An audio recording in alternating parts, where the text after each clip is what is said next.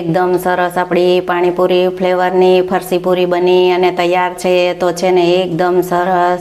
તો તમે જોઈ શકો છો કે પૂરી આપણી એકદમ સરસ ક્રિસ્પી અને ખસ્તા પૂરી બની અને તૈયાર છે. તો તમે જોઈ શકો છો કે આપણી પૂરી એકદમ સરસ બિસ્કિટ જેવી જ બની અને તૈયાર છે. તો છે ને એકદમ સરસ. હેલો ફ્રેન્ડ, તો તમારું સ્વાગત છે મારા રસોડામાં.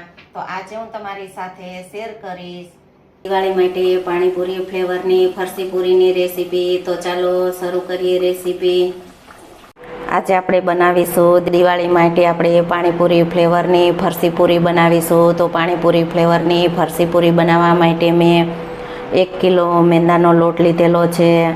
તો તમારે જો મેંદાના લોટની ન બનાવવી હોય તો તમે અડધો મેંદાનો અને અડધો ઘઉંનો પણ ઉપયોગ કરી શકો.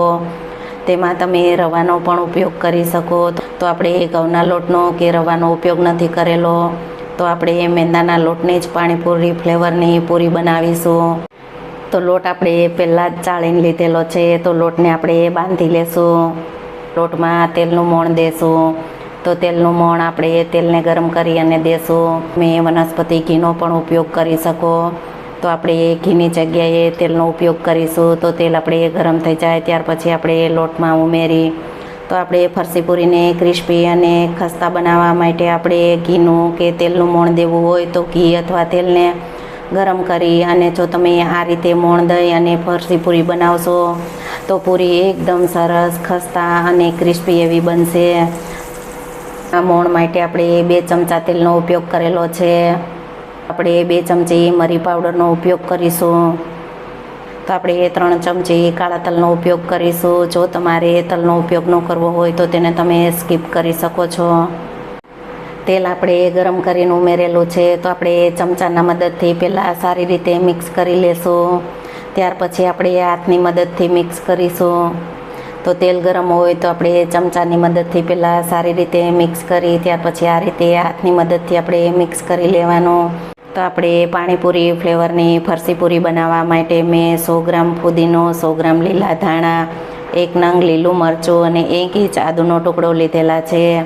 તો તેને પીસી લેશું. પીસી અને તેની પ્યોરી તૈયાર કરીશું. તો આપણે પાણીપુરી ફ્લેવરની ફરસી પૂરી બનાવવા માટે આપણે ફુદીનો, લીલા ધાણા, આદુ મરચુંને આપણે પીસી લેવાના. પીસી તેની પ્યોરી તૈયાર કરી લેવાની.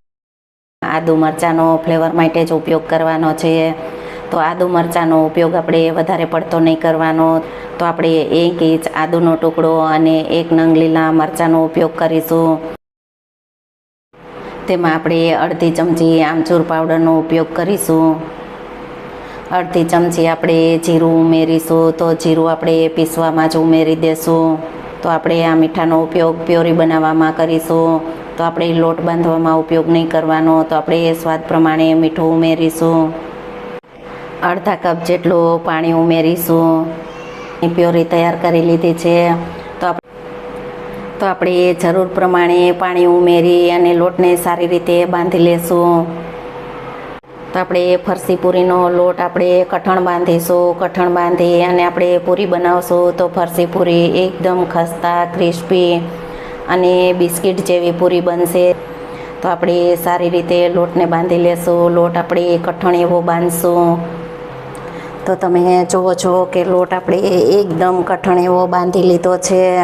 તો લોટને આ રીતે કઠણ બાંધી અને તમે પાણીપુરી ફ્લેવરની ફરસી પૂરી બનાવશો તો પૂરી એકદમ ક્રિસ્પી, ખસ્તા અને બિસ્કિટ જેવી પૂરી બનશે. લોટને આપણે તેલવાળો કરી સારી રીતે મસળી લીધો છે. તો આપણે પૂરી વણી લેવાની. તો આપણે બધી જ પૂરી વણી લેશું.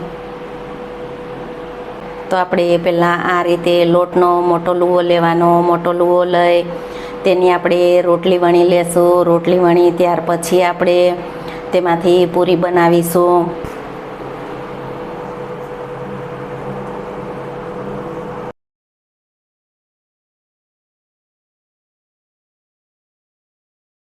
આપણે આ રીતે પહેલાં રોટલી વણી લેવાની. રોટલી જાડી રાખવાની. તો આ રીતે આટલી રોટલી જાડી રાખી અને તેમાંથી આપણે પૂરી બનાવવાની. આ રીતે આપણે કાંઠા વગરનો વાટકો કે કોઈ પણ કાંઠા વગરનો ગ્લાસ હોય તો તેનાથી તમે પૂરી બનાવી શકો. તો આપણે આ વાટકો છે તે મોટો છે, તો પૂરી આપણે મીડિયમ સાઇઝની બનાવવાની છે. તો આપણે ગ્લાસથી બનાવીશું. તો આપણે આ રીતે કાંઠા વગરનો ગ્લાસ લીધેલો છે. આ ગ્લાસથી આપણે પૂરી બનાવીશું. પૂરી આપણે મીડિયમ સાઇઝની બનાવવાની છે.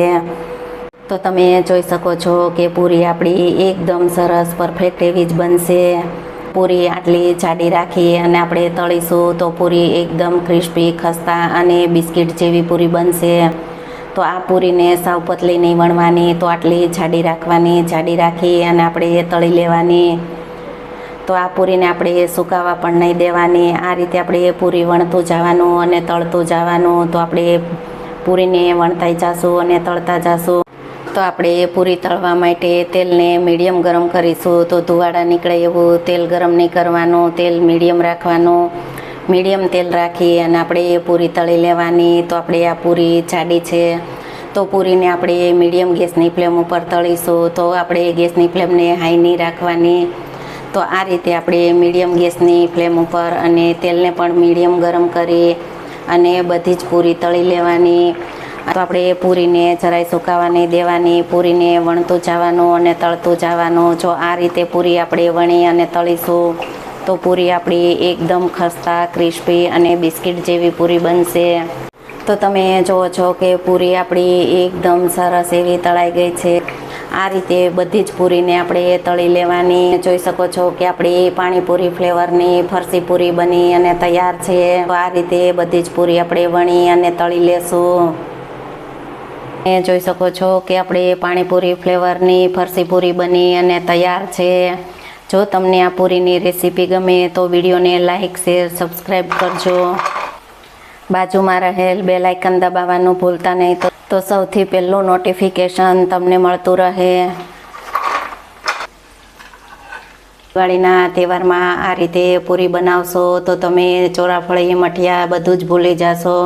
અને આવી રીતે પૂરી બનાવી અને ખાશો તો મજા જ આવશે. અને સવારના નાસ્તામાં જો તમે ચા સાથે આ રીતે પૂરી ખાશો તો મજા જ આવશે અને બધાને બહુ જ ભાવશે. તો છે ને એકદમ સરસ, જોતાં જ મોઢામાં પાણી આવી જાય ને ખાવાનું મન થઈ જાય તેવી